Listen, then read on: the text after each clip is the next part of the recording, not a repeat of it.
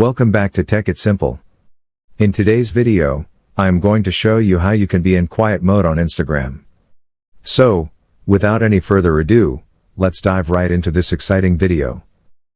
Step 1. Open your Instagram application. Firstly, you have to open your Instagram application and go to your profile. After going to the profile, click on the options at the top of your Instagram. After clicking there, navigate through settings and privacy options. Step 2. Go to the notification setting. After going to the settings, you can see the notification setting here. You just simply have to tap into the notification setting and click on the push notification button at the top. After doing this, you have successfully activated quiet mode on your Instagram. I hope this video was helpful for you. If yes, don't forget to like, share, and subscribe to the channel to never miss another update from this channel.